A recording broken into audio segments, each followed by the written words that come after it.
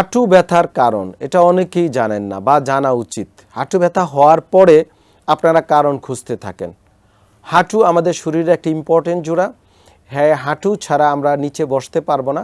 Toilet করতে, পারিবারিক কাজ, ব্যক্তিগত কাজ, নিচে বসার কাজ, প্রফেশনাল কাজ, খেলাধুলা, চলাফেরা, দৌড়াদৌড়ি সব কাজে হাঁটু ইম্পর্টেন্ট।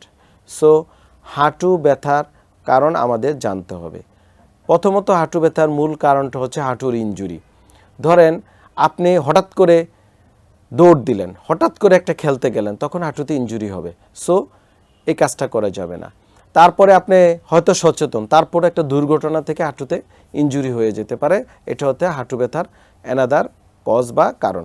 হাঁটুতে বিভিন্ন ইনফেকশন থেকে হতে পারে। ধরেন আঘাত পেয়েছেন, পোস্ট ট্রমাটিক, আপনার দেখা যায় যে হাঁটুতে টিউবারকুলোসিস, টিবি হতে পারে বা বিভিন্ন ইনফেকশন হতে পারে, সেপটিক আর্থ্রাইটিস হতে পারে।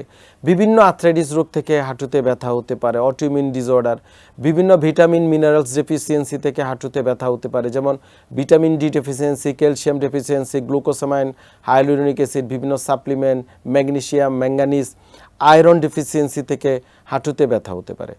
ওভারওয়েট, অতিরিক্ত ওজন খুবই ইম্পর্ট্যান্ট। অতিরিক্ত ওজন থেকে হাঁটুতে ব্যথা হতে পারে। আবার অত্যধিক কম ওজন, ওজন কমে গেলে হাঁটুতে ব্যথা হতে পারে। বাচ্চাদের ক্ষেত্রে হাঁটুতে বিভিন্ন ইনজুরি একেবারে যেমন কমন। বিভিন্ন খাদ্যের কারণে, খাদ্যাভ্যাস, যেমন ইউরিক অ্যাসিড যদি বেড়ে যায়, মেটাবলিক ডিসঅর্ডার, তা থেকে হাঁটুতে ব্যথা বেদনা হতে পারে। হাঁটু ব্যথা আমাদের জীবনের একটা ওতপ্রোতভাবে ঘটিত সমস্যা। হাঁটু ব্যথার এই কারণ এবং সচেতনতা যদি আমরা বাড়াতে পারি এবং হাঁটু ব্যথা হলে দ্রুত চিকিৎসকের পরামর্শ নিলে অপারেশনবিহীন বা অপারেশনের ঝামেলা থেকে আপনারা সুস্থ থাকতে পারবেন।